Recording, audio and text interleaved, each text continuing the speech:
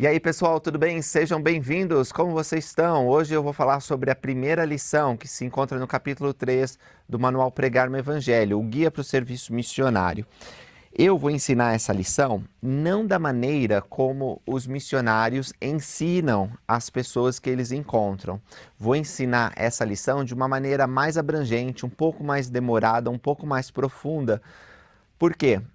Porque eu acredito que o missionário que tem um conhecimento mais amplo sobre os princípios que nós vamos tratar aqui, vai ensinar com mais vigor espiritual.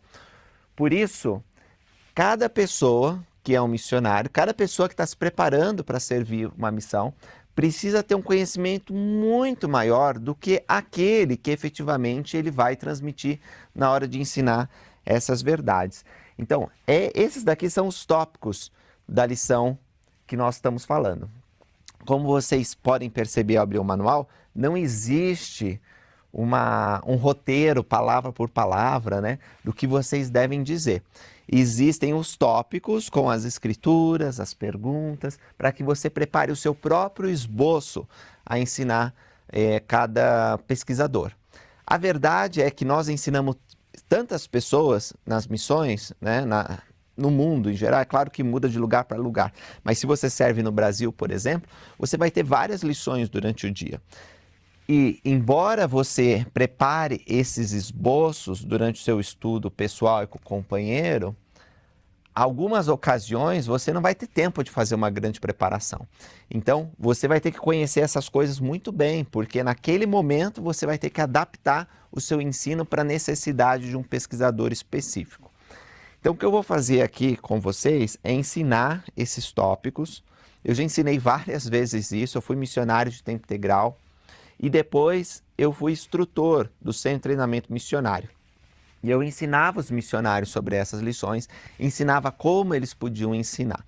E não é a maneira perfeita, evidentemente, esse vídeo, né? Porque, como eu falei, você tem que adaptar as necessidades do pesquisador e não tem nenhum pesquisador aqui na minha frente para que eu possa adaptar essa lição, mas eu vou dar uma visão geral e uma visão mais ampla do que vocês normalmente vão fazer, tá bom? E isso pode ajudar vocês em seu estudo pessoal. Não substituir esse vídeo, o seu estudo pessoal das Escrituras. Mas uma coisa que eu quero afirmar aqui no começo é que toda lição, toda doutrina, as perguntas, as técnicas de ensino que você vai usar, né, para que sua lição seja eficaz, de nada vale se não tiver um convite, ou melhor dizendo, tudo que você ensinar deve levar as pessoas a entenderem e aceitarem o seu convite no final da lição. Não precisa ser necessariamente no final, né? Pode ser, por exemplo, quando você termina de ensinar um princípio, você pode sentir que aquele é o momento de fazer o convite, não precisa esperar o momento final para convidar as pessoas a mudarem de vida. O Senhor disse em nossa dispensação que nós deveríamos pregar arrependimento. O presidente Nelson uma vez usou essa escritura e disse que nós devemos somente pregar arrependimento. E o que significa isso? Quer dizer que você só tem que falar de arrependimento, você não pode falar sobre outros tópicos? Eu não acho que seja apenas isso, falar do princípio específico do arrependimento. O Pregar no Evangelho ensina que quando nós convidamos uma pessoa a cumprir um compromisso, nós estamos, na verdade, convidando ela a se arrepender, porque é mudar a vida dela. Então, aqui são alguns convites sugeridos para a primeira lição missionária. Orar para saber a verdade, ir para a igreja no domingo, ler o livro de Mórmon para saber que é verdadeiro, ser batizado na igreja de Jesus Cristo dos Santos Últimos Dias e receber o Espírito Santo e marcar a próxima visita com os missionários. Esses convites, eles devem ser a sua prioridade ao ensinar. E assim você vai estar convidando a pessoa a mudar a vida dela. Porque nós não somos enviados apenas para dar informações. Se a pessoa quiser informação, ela vai lá no Google e ela procura informação. Nós somos enviados para clamar arrependimento. Os missionários, eles ajudam as pessoas a mudar a vida delas. É verdade que para fazer isso, para que o convite seja eficaz, é necessário que as pessoas aprendam a doutrina, porque é ouvindo os ministros de Deus que elas podem sentir que aquilo é para elas, que aquilo faz bem, que a verdade ela deve ser incorporada na vida delas por meio de uma ação justa, que vai ser o arrependimento. Então, primeiro vem a fé e depois, então, elas são levadas à mudança pelo arrependimento. Eu quero que vocês tenham isso em mente, porque de nada adianta você dar uma lição maravilhosa e a pessoa não entender o que vocês estão convidando ela, ou ser surpreendida, né? Você vai falar, você vai ler o livro de Mórmon, o quê? Assim, surpreendeu. Não pode. Então, o convite é muito importante. Sempre tenham em mente que os ensinamentos que vocês estão dando é para que as pessoas entendam o convite ao arrependimento e possam, se desejarem, aceitar e seguir Jesus Cristo. Tá bom? Sempre temos que convidar as pessoas a tomarem uma ação justa. Pois é, se esses são os convites, orar para saber a verdade, ir na igreja domingo, ler o livro de Mórmon, ser batizado e marcar a próxima visita, tudo que vocês falarem aqui tem que já estar se referenciando a esses convites. E nós vamos aprender, eu pretendo gravar um vídeo sobre isso, como fazer um convite eficaz, tá? Que são os 3 P's do convite. Perguntas diretas, eu vou até colocar aqui já para dar um spoiler para vocês. Ó. Perguntas diretas.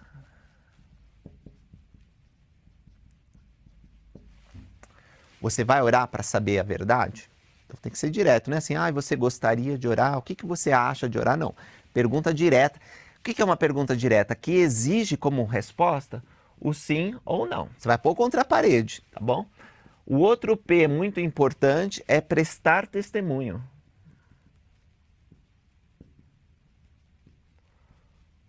Quando você convida, por exemplo, a pessoa a ler o livro de Mórmon, você pode prestar seu testemunho que o livro de Mórmon é verdadeiro, que você sabe que aquilo é uma bênção, a leitura do livro de Mórmon é uma bênção na sua vida.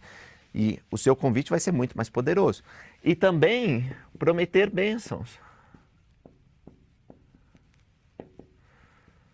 Quando você promete que a pessoa que lê o livro de Mórmon vai receber uma resposta pelo poder de Deus, esse convite tem muito mais poder. Então, esses são os 3 P's do convite, que nós vamos ter oportunidade de falar numa outra aula. Mas eu queria que todos aqueles que ensinassem essa lição soubessem que de nada adianta passar essas informações se as pessoas não forem levadas a uma ação justa, tá? Por meio desse convite que você vai fazer. Pois é, vamos agora começar a nossa lição. E a primeira coisa que eu quero enfatizar é o nome da lição, né? Mas deixa eu dar uma dica antes. Quando eu estudo minhas escrituras, né? Ou melhor, quando eu estudava minhas escrituras em preparação ao meu serviço de missionário de tempo integral e também quando eu estava na missão, eu tinha um esquema de cores. E o meu esquema de cores era baseado nas lições, no sentido de que a lição 1, tudo que eu achava relacionado aos tópicos da lição 1, eu marcava de azul nas minhas obras padrão. Assim ficava mais fácil quando eu ia ensinar o Evangelho e precisava de uma escritura sobre a restauração do Evangelho, porque essa é a primeira lição, é a restauração, eu abria rapidamente minhas escrituras e localizava. E sabia que aquela passagem, se estava de azul, ela era relacionada a algum desses tópicos. Poderia ser apostasia, poderia ser dispensação, poderia ser o amor do Pai Celestial. E assim eu fazia com as outras lições missionárias também. Se vocês quiserem, eu posso fazer um vídeo específico mostrando como eu fazia isso com as cores, né, do Pregar no Evangelho, para ficar mais fácil, ficar uma escritura assim preparada para ensinar com vigor. Bom, vamos lá. Primeira coisa, mensagem da restauração.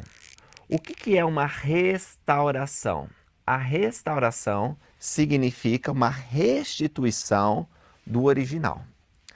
É por isso que nós, membros da Igreja de Jesus Cristo dos Santos Últimos Dias, somos únicos, comparado às outras denominações religiosas. Nós respeitamos todas as crenças, nós sabemos que Deus ama todas as pessoas e que Ele se manifesta a seus filhos, revelando verdades de acordo com o grau de entendimento e capacidade que eles têm.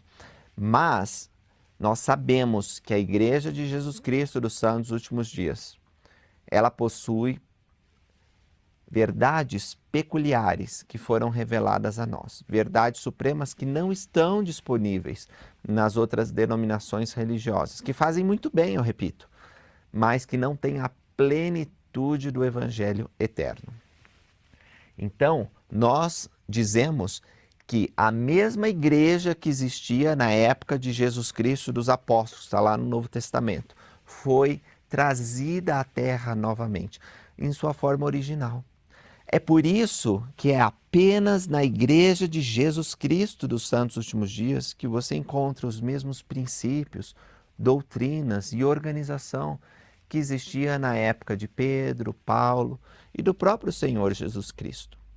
Por exemplo, a igreja, ela tem na liderança apóstolos e profetas. E do mesmo jeito existia na igreja primitiva de Jesus Cristo. Qual outra organização do mundo tem um quórum de 12 apóstolos? Qual outra organização do mundo tem os 70, que existia na época de Jesus Cristo? Está mencionado lá no Novo Testamento.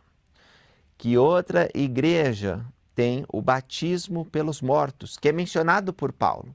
Esses são apenas alguns exemplos, porque a igreja foi restaurada, ela não foi reformada. Não se pegou uma organização que se diz cristã e tentou melhorá-la pelo estudo das Escrituras ou porque não concordava com alguma prática. Não.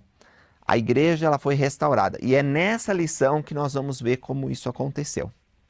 Antes dos pesquisadores entenderem a necessidade de uma restauração, eles precisam entender um padrão de Deus de revelar a verdade. Se eles entenderem o padrão que Deus tem de mostrar a verdade em todas as épocas, vai ficar mais claro para eles entender a necessidade de uma restauração nesses últimos dias, tá certo? Então, vamos explicar por partes. E é muito legal como a lição começa falando de Deus como nosso amoroso Pai Celestial. Deus, Ele é o Senhor Onipotente. As 3 grandes religiões do mundo, o judaísmo, o islamismo e o cristianismo, acreditam em Deus. Outras religiões grandes também acreditam em seres divinos e poderosos, e muitas delas, embora sejam politeístas, ou seja, acreditam em muitos deuses, têm uma figura principal como o ser supremo. Então, quando você fala sobre Deus, as pessoas elas entendem que é uma divindade. Não importa a formação religiosa delas, elas vão entender que está se referindo a um ser superior, grandioso, poderoso, muitas vezes o criador de todas as coisas. Existe também a possibilidade que o seu pesquisador não creia em Deus, seja ateu ou ateísta. Mas se ele está disposto a ouvir você, talvez essa seja a coisa mais importante que você pode ensinar, que Deus verdadeiramente existe.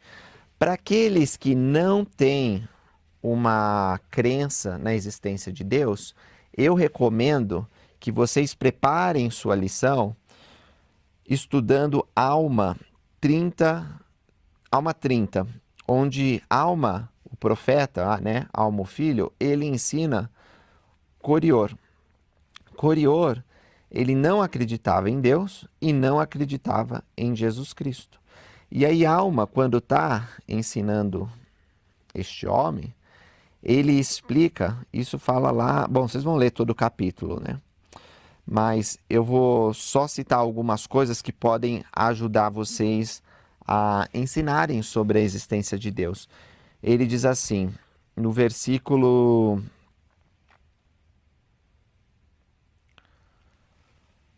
40. Que provas tem, Corior, que Deus não existe? Ou de que Cristo não virá? Afirmo-te que nenhuma tens, a não ser a tua própria palavra. Eis, porém, que eu, Alma, tenho muitas coisas que, como testemunho de que essas coisas são verdadeiras.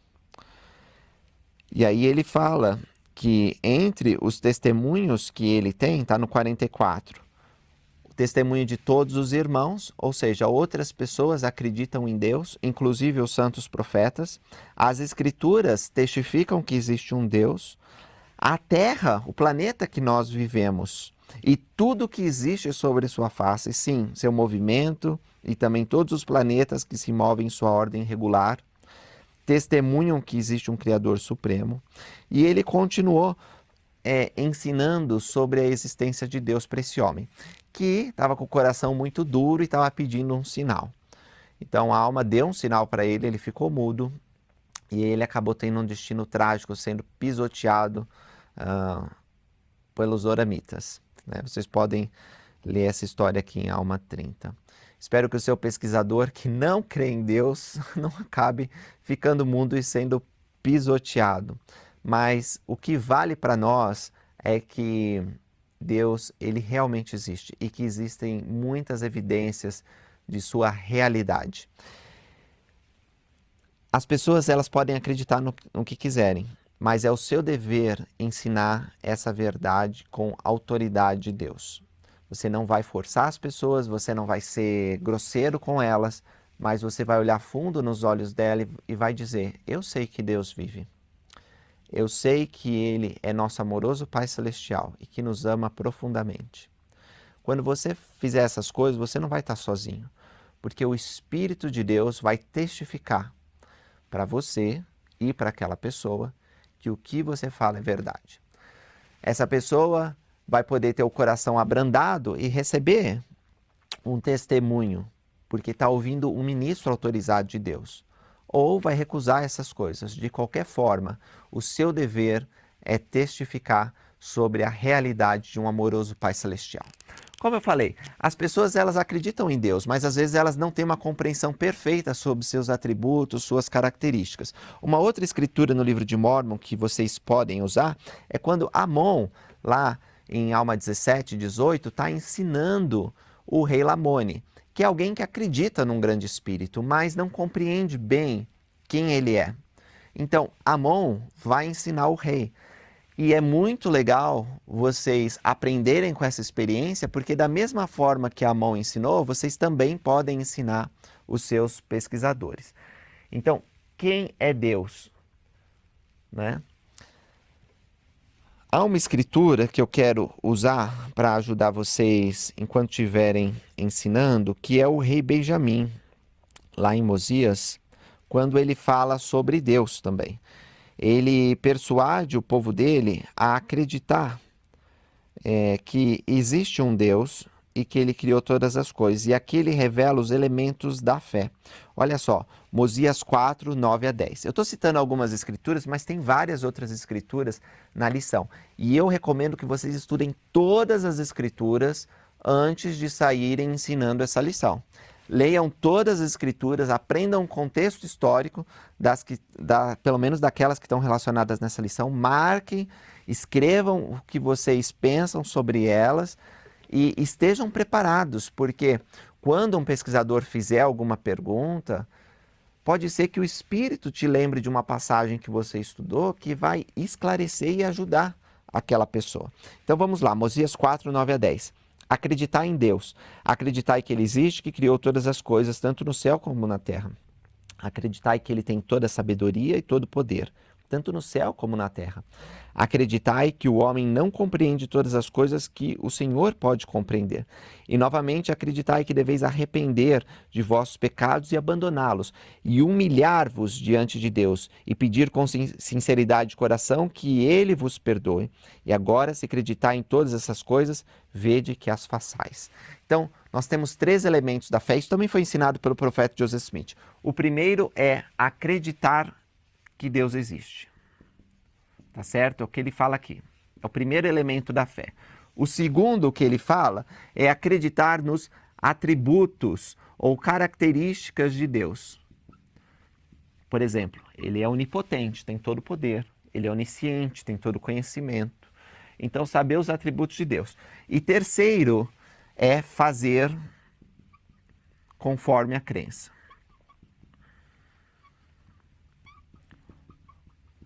Porque de nada adianta você constatar que Deus existe se você não for submisso a vontade dele. Então, esses são os elementos para nós acreditarmos em Deus. E a coisa mais importante que você vai ensinar de Deus, neste primeiro momento como pesquisador, é que ele é o amoroso Pai Celestial. Veja, não é nem uma diferença teológica importante que nós temos com outras religiões, que Deus é um ser de carne e ossos, tão tangível quanto o homem. Essa é uma verdade maravilhosa e que você deve ensinar em algum momento. Ou o pesquisador vai te perguntar sobre a natureza de Deus em algum momento. Mas o que a lição nos mostra, naquele momento tão especial de ensino com o Filho de Deus que está sendo preparado para ser batizado e fazer um convênio, é que esse ser supremo, grandioso e onipotente, ele se importa com o seu pesquisador. Ele conhece o nome dele, ele conhece as necessidades dele, ele sabe onde ele trabalha ou sabe que ele está desempregado, sabe todas as coisas, todos os detalhes, mesmo as coisas mais íntimas e que ele nunca contou. O Pai Celestial quer que esse pesquisador volte para o lar celestial em glória, tendo feito convênios de salvação. Agora, se você se sentir inspirado a acrescentar mais coisas aqui, ou apenas durante o tempo que você tem para ensinar o pesquisador, apenas focar nesse princípio, tudo bem, maravilha. Você está ensinando a palavra de Deus e uma parte da lição da restauração, porque esse conhecimento aqui foi perdido. Tem muitas pessoas no mundo que amam a Deus, que adoram Ele, mas que não entendem que Deus se importa pessoalmente, intimamente com os seus desafios, os seus problemas, os seus anseios. Então ensine isso para que as pessoas elas possam, primeiro, saber deste importante fato e segundo, preparar elas para o conhecimento adicional que você vai dar. Nós temos 7 tópicos aqui.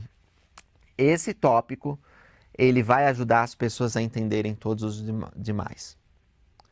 Não significa que você precisa ensinar esse em primeiro lugar, porque o Espírito, ele pode dizer, ó, começa ensinando sobre o livro de Mórmon. Pode ser assim. Eu já tive lições que eu fui inspirado a apresentar o livro de Mórmon em primeiro lugar. Assim que eu vi o pesquisador, soube o nome dele e disse, ó, temos esse livro, é o livro de Mórmon, é outro testamento de Jesus Cristo. E a partir do livro de Mórmon, eu comecei ensinando os outros tópicos. Você pode fazer isso com qualquer tópico aqui. Você pode preparar a lição, como eu falei, como você for inspirado para atender as necessidades. Vamos supor que aquele pesquisador, ele está com uma dúvida se deve ou não batizar o filho recém-nascido. Ele fala assim, meu filhinho acabou de nascer e é tradição na nossa família que as crianças sejam batizadas na infância. Você pode, eu estou com uma dúvida, eu queria saber se isso é certo ou errado.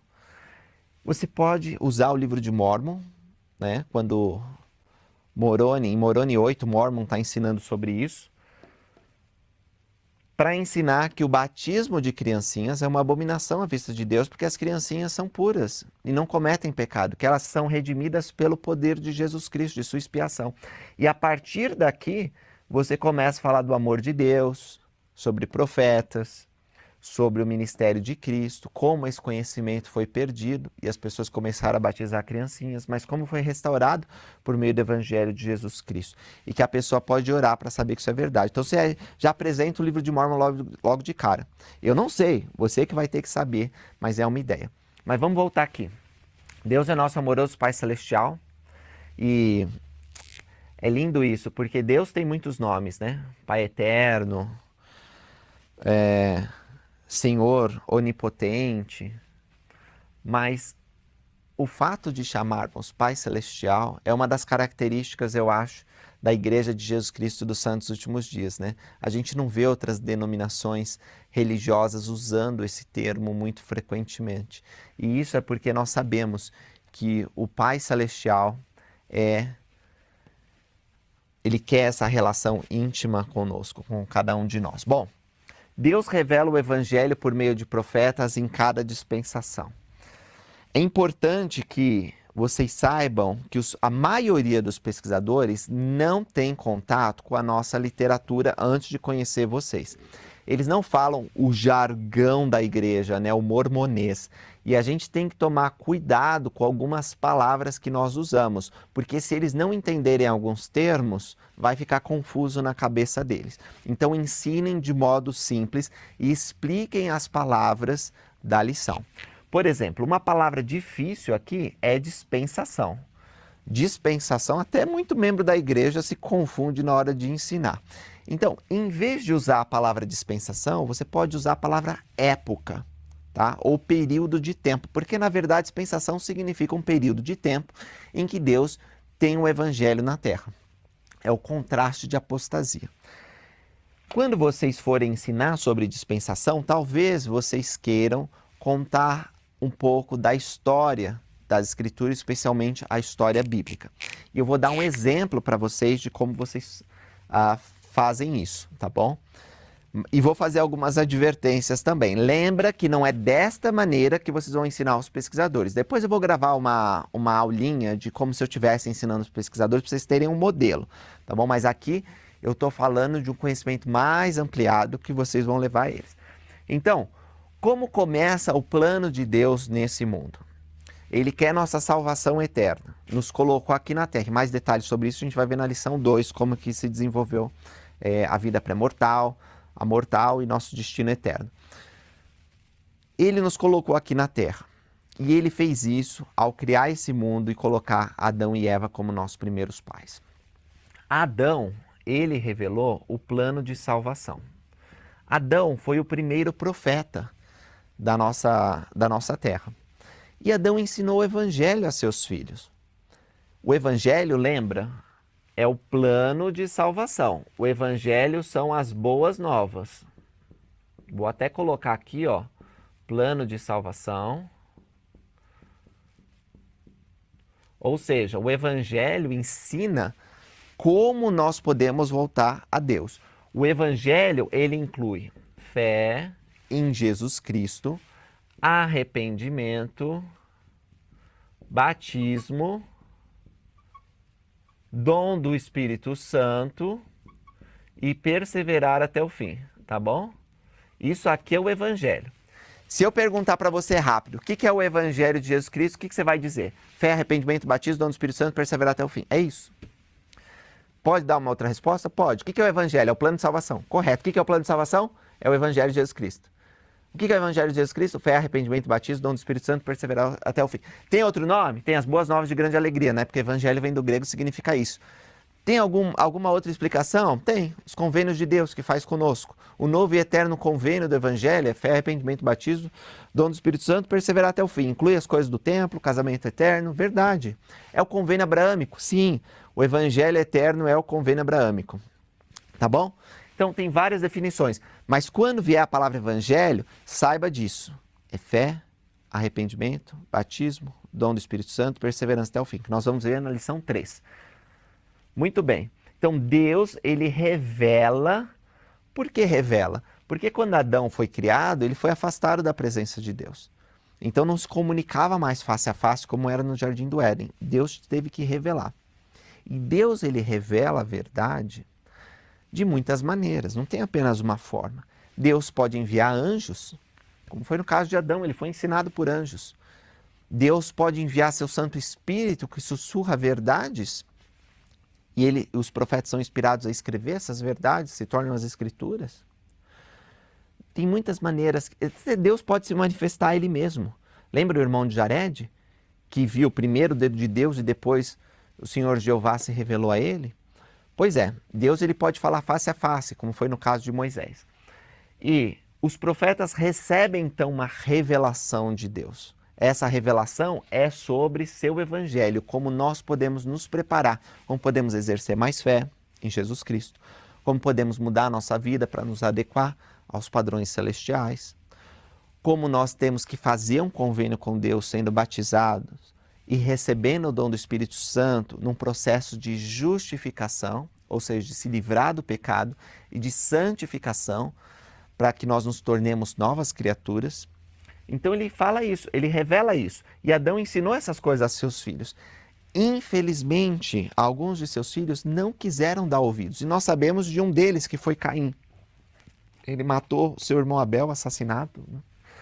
E aí nós temos aqui um período sem profetas. Por aqui, ó, sem profetas. Porque o povo se tornou tão iníquo, tão ruim, que não davam mais ouvido aos profetas, que perseguiam eles, que apedrejavam eles, que expulsavam eles. Então, esse período aqui, ó, quando nós temos um profeta na terra, nós chamamos de dispensação. Certo? E quando nós não temos um profeta na terra, que é sem profetas, porque eles são perseguidos, são mortos, nós chamamos de apostasia. Revisando, dispensação significa um período de tempo onde há um profeta na terra. Apostasia significa um período de tempo em que não há um profeta na terra. Tá bom? O que acontece aqui? Deus, que nos ama, esse é o ponto principal, nos ama, ele não vai deixar a humanidade sem seu auxílio. E depois de passado um tempo, Deus chama novamente um profeta, restaurando as verdades que havia ensinado no início sobre o plano de salvação. E no caso aqui foi Enoque. Enoque foi chamado como profeta, ensinou a verdade. O povo aceitou, né? Tanto que a cidade subiu aos céus, mas teve muitos que não aceitaram. E ficou um período também de iniquidade, sem profetas. Deus chamou um outro profeta, Noé. Noé ensinou a palavra de Deus por 120 anos, mas o povo não se arrependeu. E perceba que aqui, ó, então eu tenho uma outra dispensação.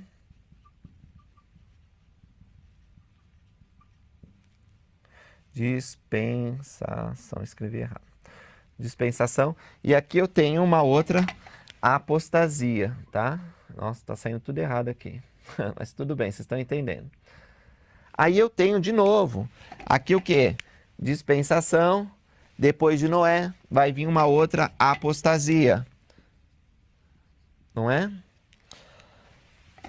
E aí vai indo, ó, vai para Abraão, de Abraão para Moisés, de Moisés para Jesus Cristo.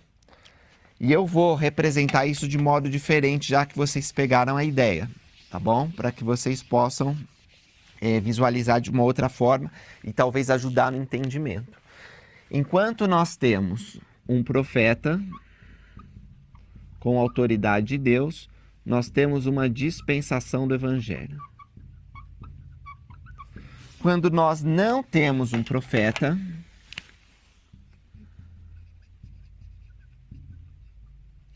nós temos uma apostasia.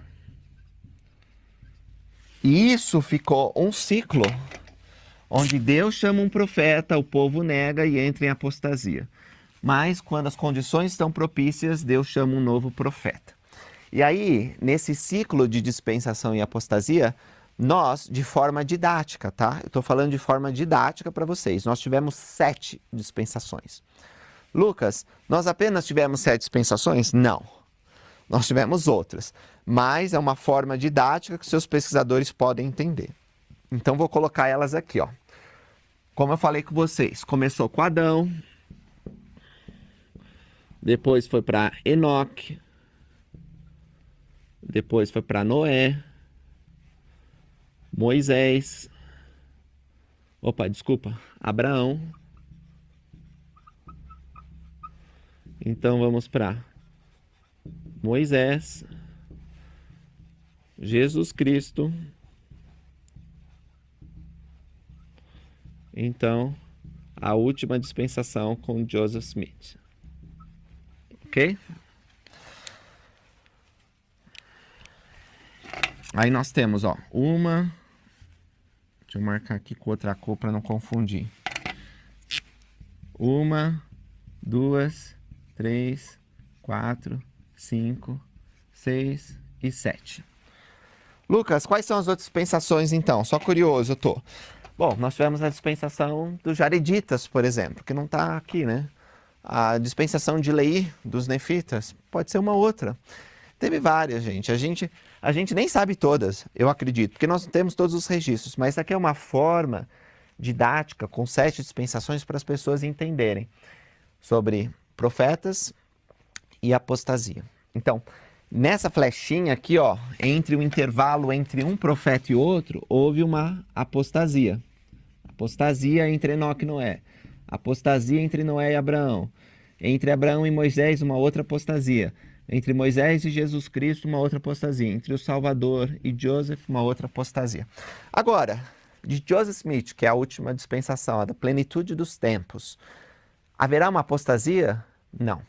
Diferente das eras passadas, a dispensação final, é por isso que chama final, vai terminar com a segunda vinda de Jesus Cristo, tá bom?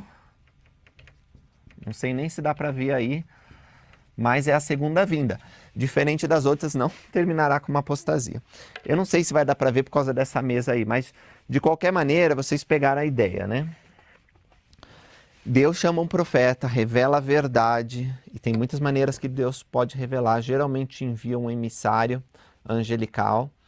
Esse profeta sai a pregar. Se as pessoas se arrependem, elas são batizadas e formam a igreja. Mas há pessoas que não se arrependem, que não guardam os mandamentos de Deus e acabam perseguindo e matando os profetas. Quando os profetas são removidos da terra, há escuridão espiritual. E nós lemos sobre essa escuridão espiritual várias vezes nas Escrituras. Lembra uma coisa importante também, que esses não são todos os profetas. Eu falei para você das dispensações que há várias, mas não são. Na dispensação iniciada, por exemplo, com Abraão até Moisés, houve outros profetas. Só que Abraão é o líder da dispensação, é o profeta restaurador. Moisés é o profeta restaurador. Joseph Smith não é o único profeta de nossa dispensação. Só de presidentes da igreja nós tivemos 16, né? Fora os apóstolos que também são profetas. Então, tem outros profetas, outros homens que têm o sumo sacerdócio segundo a Santa Ordem de Melquisedeque e são chamados como testemunhas especiais do nome de Cristo para todas as nações. Porém, o líder da dispensação, aquele que está à frente, ocupa uma posição de destaque e importância, tá certo? Mas deu para entender? Esse padrão é importante. Ah, Lucas, deu para entender, mas como que eu vou explicar tudo isso para o pesquisador? Eu tenho, 2 minutos para falar. Você vai fazer assim, ó, o exemplo. Deus nos ama, lembra? Primeiro tópico. E Ele quer que o conheçamos e que saibamos a verdade para o nosso bem-estar agora e para a nossa felicidade eterna. Ele tem um padrão de nos mostrar o caminho da felicidade. E esse padrão é chamando um profeta. Um profeta é um homem que recebe visões de Deus e que ensina sobre Jesus Cristo e como podemos nos achegar a Ele. Deus revelou-se aos profetas muitas vezes. Começou com Adão, Noé, Abraão, todos esses profetas que são mencionados na Bíblia. Quando as pessoas ouvem os profetas, elas progridem, elas sentem felicidade. Mas quando elas recusam os profetas de Deus, elas sentem infelicidade. Se elas perseguem e matam esses profetas, ou se Deus decide tirar esses profetas, elas não podem encontrar o caminho da paz, alegria e salvação. Elas se encontram num estado de escuridão espiritual. E nós chamamos isso de apostasia. Quando há um profeta na terra, nós chamamos de dispensação. Deus teve várias dispensações ao longo do tempo. Adão foi um profeta, ensinou a verdade. Seus filhos recusaram, então Deus chamou outro profeta, Enoque, que também ensinou a verdade. Muitos aceitaram, mas muitos recusaram. Um outro profeta foi chamado Noé. Você pode ler a história dele na Bíblia. Também foi recusado. Deus chamou outro profeta, Abraão, e depois de Abraão, Moisés. E de Moisés a Jesus Cristo, muitos aceitaram a verdade, mas também muitos recusaram. E quando recusavam, se encontravam num estado de apostasia. O Senhor Jesus Cristo foi muito mais que um profeta. Ele ensinou o caminho. a verdade e a vida. Disse que ninguém vai ao Pai senão por ele. Porém, muitos recusaram sua mensagem. Embora ele tenha deixado uma igreja estabelecida na terra com profetas e apóstolos, as pessoas, por fim, acabaram recusando isso. E o mundo mergulhou numa profunda apostasia. Como vocês viram nesse exemplo que eu dei, eu já expliquei rapidamente sobre o ministério de Jesus Cristo e sobre a grande apostasia. E eu quero falar um pouco mais para vocês sobre isso, de modo profundo, para que vocês também possam ter mais conhecimento a fim de ensinar com mais autenticidade a verdade do Evangelho. Jesus Cristo é o centro do plano de salvação. É impossível você falar do plano de salvação sem mencionar Jesus Cristo e sua expiação. Não caia nesse erro, tá bom? Sempre enfoque em Jesus Cristo. Foi o objeto de todos os profetas. Todos os profetas falaram sobre Jesus Cristo. Não houve um que não testificou a respeito dele. E esses profetas sabiam que nossa felicidade dependia de aceitar as boas novas que Jesus Cristo trazia.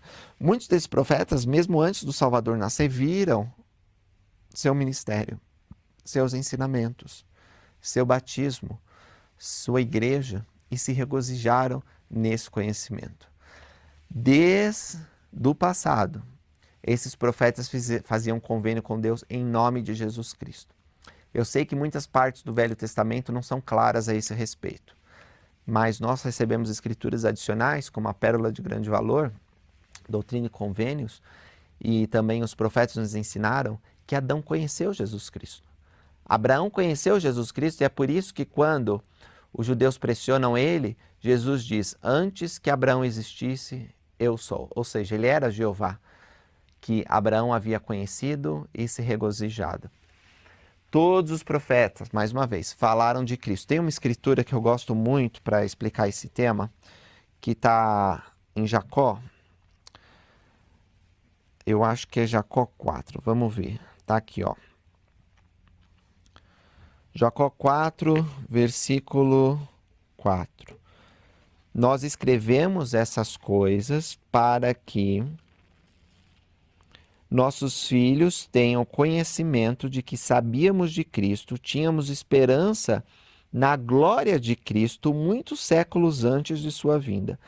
Não somente tínhamos esperança em sua glória, mas também todos os santos profetas que viveram antes de nós. Eis que eles acreditavam em Cristo e adoravam o Pai em seu nome. Também nós adoramos o Pai em seu nome. Com esse propósito, guardamos a lei de Moisés, que é um guia para que possamos conhecer mais sobre o Filho unigênito. Portanto, estudamos os profetas e temos muitas revelações. E o espírito de profecia, com todos esses testemunhos, obtemos uma esperança e nossa fé torna-se inabalável. Então, para vocês verem que todos os profetas falaram de Jesus Cristo, né? Então, Jesus é o centro do plano de salvação. Quando ele veio na Terra, ele ensinou a verdade, ele começou seu ministério por volta dos 30 anos, ele ensinou mais ou menos por 3 anos, ele estabeleceu a igreja dele, chamou apóstolos e profetas. Isso, para quem lê a Bíblia seriamente, né, especialmente o Novo Testamento, é pacífico, porque ele disse a Pedro sobre esta pedra, né, o seu testemunho, edificarei a minha igreja. As portas do inferno não prevalecerão contra ela. A organização de Cristo era para continuar.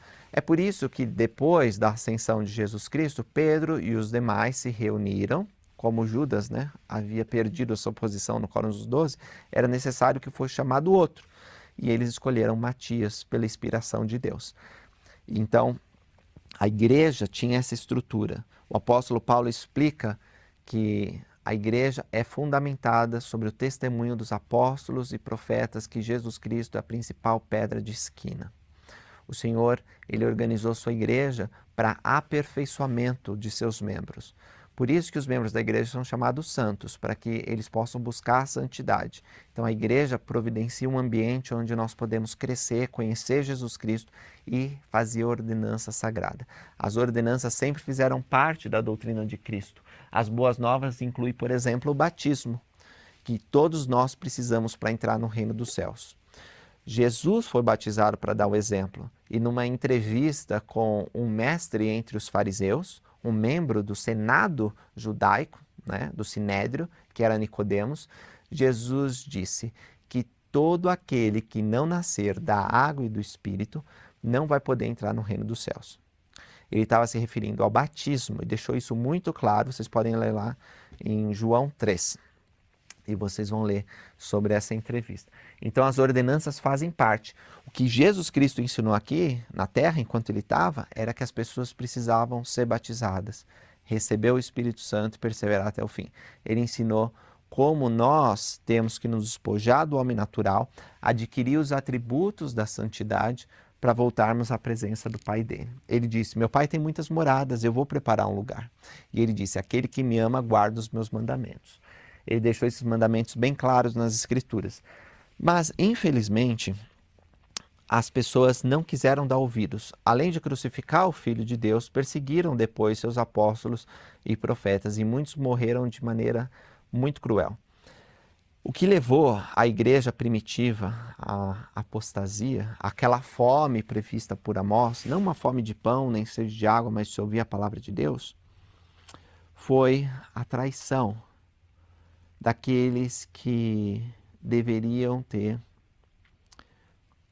guardado os mandamentos.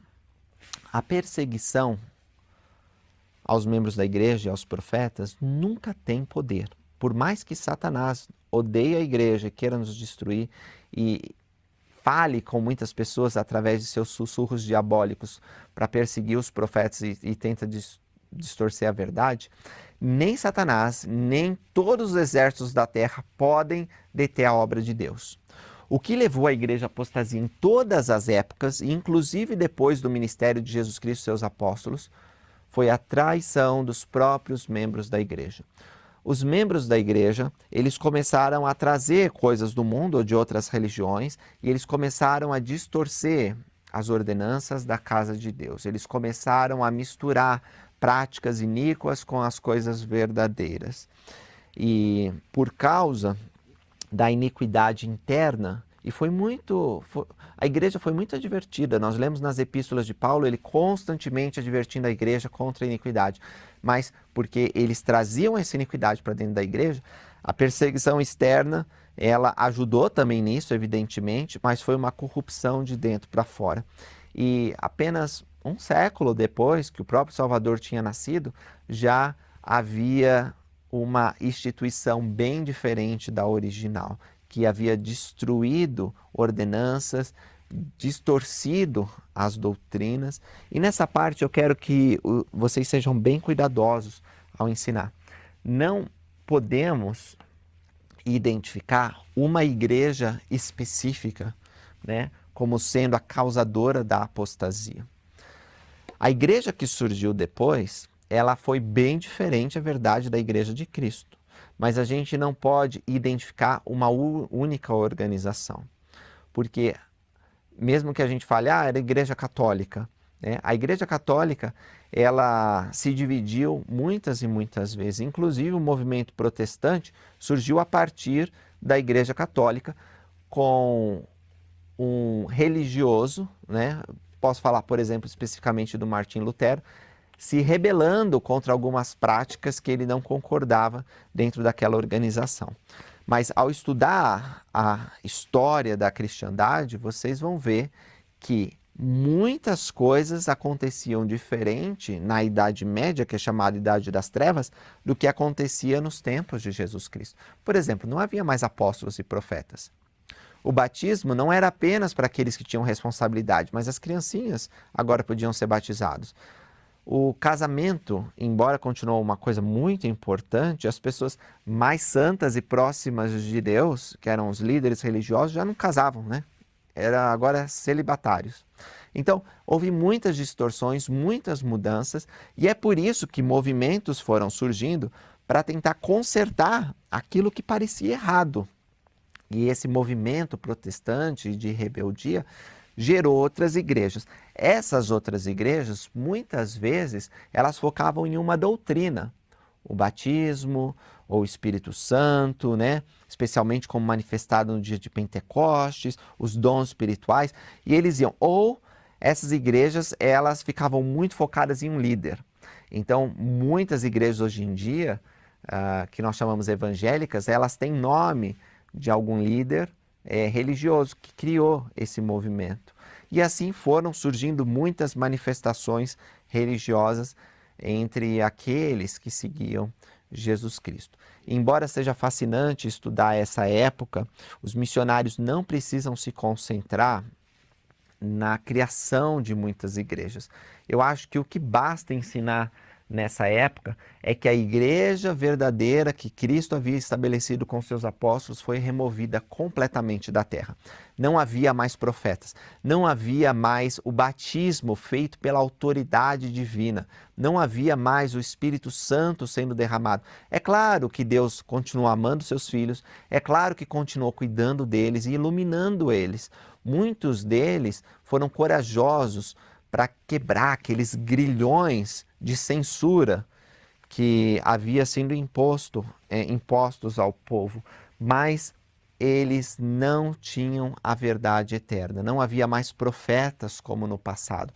E algumas ideias equivocadas surgiram, por exemplo, nós não precisamos mais de profetas, aquele era o tempo dos profetas, agora é o tempo da graça, nós já temos o que nos basta, essas escrituras aqui acabou. Né? E nunca foi assim, Deus é o mesmo ontem, hoje e para sempre. E se Ele revelou a verdade antes, por que não revelaria em nossos dias, dias de perigo, dias que antecedem o seu segundo advento, dias em que o amor dos homens esfriaria? Será que Ele não nos socorreria nesses dias de tanta aflição, guerras, rumores de guerras, catástrofes? Não me parece que um Deus amoroso faria isso. Eu acho que um Deus amoroso, na verdade, teria abundância de dons espirituais para nos ajudar nesses dias de perigo. E foi isso que ele fez. Em 1805, no dia 23 de dezembro, nasceu Joseph Smith. Quando vocês forem contar a história de Joseph Smith, sejam reverentes. Talvez o seu pesquisador já tenha ouvido falar muito sobre Joseph Smith, talvez tenha ouvido falar pouco, talvez não tenha ouvido falar nada. Quando o anjo apareceu para o profeta Joseph Smith, o anjo Moroni, revelando o lugar das placas, ele disse: seu nome vai ser conhecido bom e mal em todas as nações. Ou seja, as pessoas vão falar bem e mal de ti. Para um rapaz desconhecido do interior, um caipira lá dos Estados Unidos, com 17 aninhos, isso pode ter parecido bem estranho de se ouvir, mas hoje a gente vê, 200 anos depois, o cumprimento dessa promessa. Então, talvez seu pesquisador tenha ideias errôneas sobre Joseph Smith, esteja preparado, mas lembra, você não precisa responder todas as coisas naquele momento. Você pode dizer, nós vamos trazer um outro dia mais respostas sobre isso. Ou, essa pergunta é muito importante, mas deixa eu terminar de explicar isso e talvez você vai entender, sabe? Para não cortar a lógica que você está apresentando na lição. O profeta Joseph Smith, ele é o cara. Como que eu posso falar sobre ele de uma maneira que desperte a atenção de vocês para esse grande homem de Deus? Acho que o comentário que o irmão dele, Hyrum Smith, fez é importante nesse momento. Hyrum disse: houve profetas antes, mas Joseph possui o poder de todos eles. Isso não é incrível? O profeta Joseph Smith, ele é o escolhido de Deus para restaurar o evangelho nesses últimos dias. Joseph amava e conhecia o Salvador Jesus Cristo. Nem por um momento pensem que nós substituímos o Senhor da Glória por seu profeta Joseph Smith. Não há ensinamento na igreja que corrobore com essa visão distorcida. Nós não oramos para Joseph Smith, nós não adoramos Joseph Smith, nós adoramos o Senhor da Glória, Jesus Cristo. Porém, Joseph foi seu profeta e prestou testemunho dele. Ele disse: depois de todos os testemunhos que se prestaram dele, este é o testemunho último de todos que nós damos dele, que ele vive. E sabe o que acontece? É isso que você vai contar para os seus pesquisadores. Perguntando sobre o destino de sua alma e sobre as muitas denominações religiosas que haviam surgido e estavam pregando com fervor, Joseph se retirou a um bosque. A mãe dele havia ensinado ele a orar. E ele fez essa tentativa, a primeira, de orar em voz alta, num lugar que ele havia escolhido, próximo da casa dele. Eu tive o privilégio de visitar esse lugar que hoje nós chamamos de Bosque Sagrado. E é sagrado por causa dessa manifestação que eu vou contar a vocês. Joseph dobrou os joelhos e abriu a alma a Deus. Antes de receber uma resposta que mudaria o mundo, Satanás procurou destruí-lo, travar a boca dele. Mas, usando todas as forças que ele tinha, recebendo forças do alto, ele continuou sua oração. E Satanás foi expulso, e Deus, o Pai, e Jesus Cristo, como ser ressurreto e glorificado, apareceram ao menino. Ele tinha 14 anos naquela época. O relato principal da primeira visão se encontra na Pérola de Grande Valor. É importante que você memorize as palavras do profeta Joseph Smith, porque a forma como Joseph descreve isso é significativa e muito espiritual. Existem, porém, outros relatos que o próprio Joseph Smith fez também. Você pode estudar todos esses relatos, está na Biblioteca do Evangelho. E existem pessoas que ouviram Joseph contar e também escreveram. Se não me engano, são 9 relatos no total, sendo que 4 ou 5 foram feitos pelo profeta Joseph Smith. Também tem um vídeo no canal falando sobre isso, você pode assistir. Mas o relato da Pérola de Grande Valor, que se encontra canonizado nas nossas escrituras, ele diz o seguinte: vi um pilar de luz acima de minha cabeça, mais brilhante que o sol, que descia gradualmente até cair sobre mim.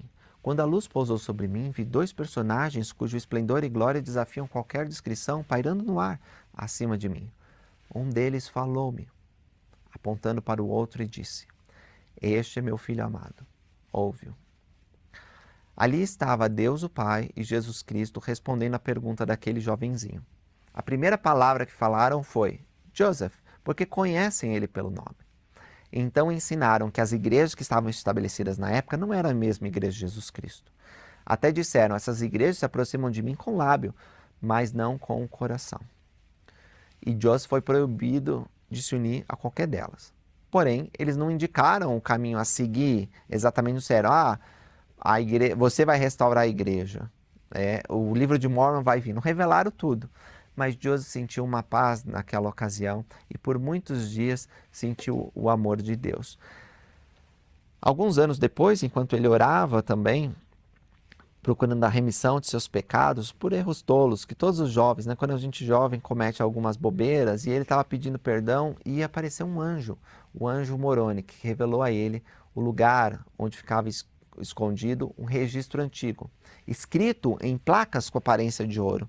E essas placas, elas iam se tornar o livro de Mormon. Parte delas seriam traduzidas por Joseph Smith e se tornaria o livro de Mormon. E a história como isso aconteceu se encontra na introdução do livro de Mormon. Você pode convidar o seu pesquisador a ler. Agora, por que é importante falar de Joseph Smith e do livro de Mormon? Porque isso é uma evidência do amor de Deus. Essa mensagem não está chegando ao seu pesquisador à toa. Joseph Smith orou e recebeu uma revelação e nós podemos receber também. Não quero dizer que o seu pesquisador vai ser chamado como profeta, que vai ver os céus abertos, não é isso. Mas da mesma forma que Joseph recebeu uma revelação, o seu pesquisador também pode receber e você também pode. A escritura que motivou Joseph Smith a orar foi Tiago 1,5. Se algum de vós tem falta de sabedoria, peça a Deus, que a todos dá liberalmente, que não lance em rosto se lhe há dada. E quando ele pôs à prova essas palavras, pedindo com fé, recebeu uma resposta. E você também pode receber. O livro de Mormon provavelmente é uma escritura nova, que o seu pesquisador está vendo pela primeira vez. Então, é importante você usar passagens de escrituras do livro de Mormon, para que a pessoa veja que fala de Jesus Cristo, que está de acordo com a Bíblia e que aproxima ela de Deus. É por isso que durante minha apresentação para vocês eu usei várias escrituras do livro de Mormon aqui. Eu poderia ter usado Doutrina e Convênios, a Bíblia, que conheço bem esses livros e são maravilhosos, mas eu estou usando o livro de Mormon propositalmente e você também deve dar prioridade ao livro de Mormon, porque o livro de Mormon é o instrumento de Deus que ajuda na coligação de Israel, que ajuda as pessoas a reconhecerem a verdade e virem a Deus. Então use esse livro para mostrar o amor de Deus, para falar sobre a dispensação do Evangelho, a importância dos profetas, a revelação por meio do Senhor Jesus Cristo, das boas novas de salvação, a grande apostasia e também o ministério de Joseph Smith. O livro de Mórmon contém essa promessa fabulosa, incrível. Se você ler, perguntar a Deus com sinceridade e com fé, Deus vai revelar a verdade. E Ele faz isso por meio do seu Espírito, o Espírito Santo. Então, em algum momento, pode ser antes ou pode ser depois, você terá que fazer esses convites com uma promessa de bênçãos, prestando o seu testemunho e fazendo uma pergunta direta. E esses convites são: você vai orar para saber a verdade que nós estamos ensinando? Você vai na igreja no domingo? Você irá ler o livro de Mórmon e descobrir que é verdade? Você será batizado seguindo o exemplo de Jesus Cristo? Você vai receber a gente uma segunda vez? Eu espero que todas as respostas sejam positivas. Ainda que a pessoa precise de mais tempo para dar alguma dessas respostas, fica muito evidente para ela, ou deve ficar muito evidente para ela, por que você está lá. Você está lá para pregar arrependimento, mudança, para encontrar os eleitos de Deus que ouvem a voz dele e se unem à igreja do Salvador. Claro que você não vai ser impaciente com a pessoa, cada um tem seu tempo. Veja, Brigham Young demorou 2 anos para ser batizado, se tornou presidente da igreja. Espero que seu pesquisador não precise de tanto tempo, mas respeite o tempo da pessoa. Mas uma coisa que eu quero frisar é assim: a pessoa ela precisa saber por que você está lá. Você não está lá para ser amiguinho dela. Por mais que é legal ter amizades. E você vai desenvolver amizade com muitos pesquisadores. A amizade vai durar a vida inteira, não apenas a sua missão. Você não está lá para descansar um pouco no sofá, em vez de ficar batendo perna e tomar uma água. Você está lá para declarar arrependimento, para ensinar o plano de salvação, as boas novas de grande alegria e para convidar a pessoa a mudar, tá certo? É isso que você tem que fazer. Esse aqui é o foco, meus amigos. Tudo que você ensinar tem que levar a pessoa, pelo menos a sua intenção, a dizer sim no final. Você vai ler o livro de Mórmon? Sim. Às vezes o ensinamento vai ser tão claro, e quando acontecia isso eu ficava muito orgulhoso do meu companheiro e de mim também, que tínhamos ensinado de forma clara, a pessoa tinha entendido. Quando o pesquisador dizia, espontaneamente, antes de fazermos a pergunta, então se vocês estão me explicando tudo isso, quer dizer que eu devo ser batizado? Quando que eu posso ser batizado? Às vezes vai acontecer uma coisa dessa, e era o melhor tipo de reação que nós tínhamos, porque a pessoa tinha entendido que isso aqui não é uma bela filosofia, mas é uma coisa que tem que ser aplicada na vida dela e mudar. Então é isso, pessoal. Eu ensinei para vocês a lição 1, a mensagem da restauração do Evangelho de Jesus Cristo. Falei para vocês sobre Deus ser nosso Pai Celestial, sobre a importância das dispensações, sobre o ministério terreno de Jesus Cristo e seu sacrifício eterno por nós, que é o ponto central do plano de salvação. Sem a expiação, tudo isso aqui não vale. Por que adianta ser batizado? Se a expiação não aconteceu, é uma obra morta. A expiação é o que nos reconstitui a Deus. Nós vamos falar mais sobre isso quando explicarmos a lição 2. Falamos sobre a apostasia e como esse conhecimento foi perdido, a restauração do Evangelho, o livro de Mórmon, outro testamento de Jesus Cristo, como uma evidência de que essas coisas são verdadeiras e a importância de descobrir a verdade pelo Espírito Santo. Para terminar, só quero fazer um outro esclarecimento doutrinário e eu espero que nós tenhamos a oportunidade de explicar sobre o Espírito Santo mais a fundo. Tá? Porque você tem que saber como que o Espírito Santo funciona. O Espírito Santo é o terceiro membro da Trindade e as pessoas que não foram batizadas na igreja não têm acesso a esse poder de forma constante. Não tem o dom do Espírito Santo. Mas o seu pesquisador, a pessoa que está te ouvindo com atenção, ela pode receber uma confirmação pelo poder do Espírito Santo. O poder do Espírito Santo pode trabalhar com a luz de Cristo que todos nós temos. E pode apontar a verdade. Então, quando a pessoa estiver ouvindo, ela pode ter aquela sensação de, eu quero saber mais. ou uma impressão, nossa, isso é familiar, eu já ouvi isso antes. Tudo isso é o Espírito Santo mostrando para ela que é a verdade, tá certo? E Deus, ele realiza milagres. Pode ser, como eu já vi acontecer, que a pessoa que você está ensinando tem uma manifestação extraordinária, como um sonho, uma visitação angelical ou uma confirmação repentina através de um milagre. Fale para o seu pesquisador estar atento às respostas variadas que Deus pode dar. Ele não tem apenas um modo, mas ele pode manifestar de muitas maneiras.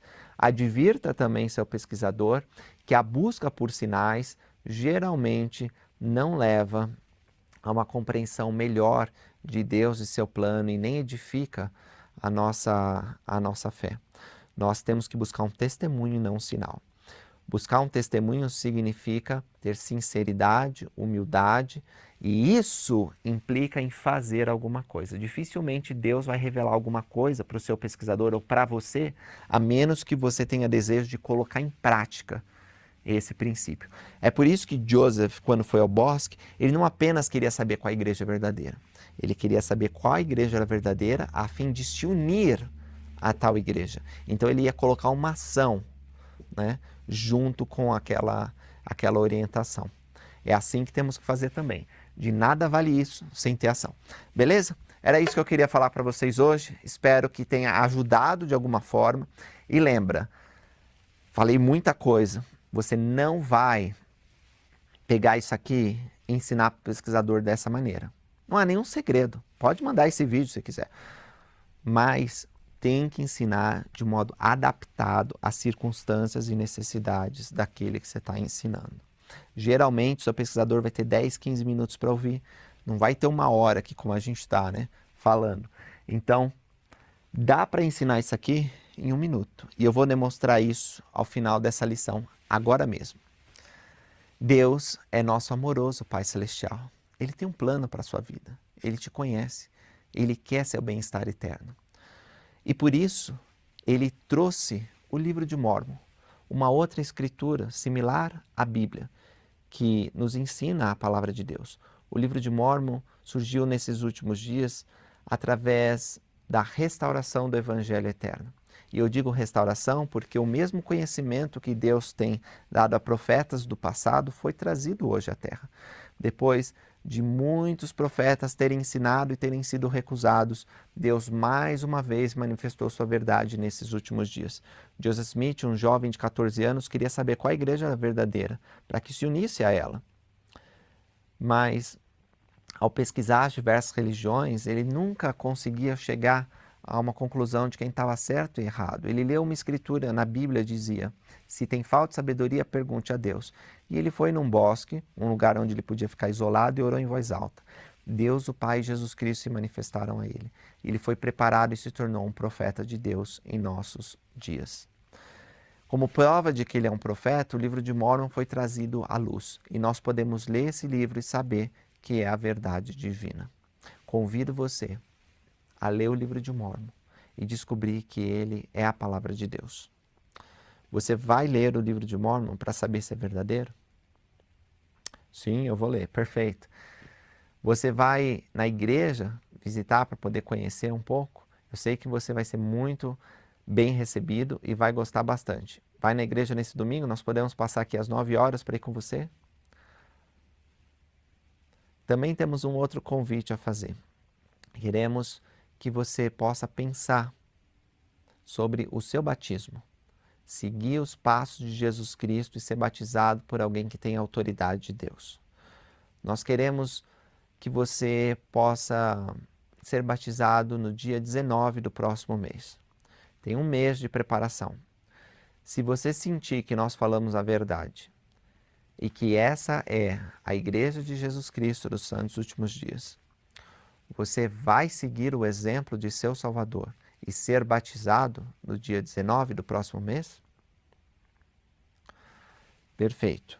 Então, esse é um exemplo, ensinei bem rápido. Você veja que alguns tópicos até ficaram bem resumidos, mas era o tempo que eu tinha para ensinar e os convites que eu senti que devia fazer. Não precisa ser desse jeito. Como eu falei, vai depender das necessidades do seu pesquisador. mas eu espero que tenha ajudado de alguma forma e nos encontramos então no próximo vídeo. Até mais, pessoal. Tchau, tchau.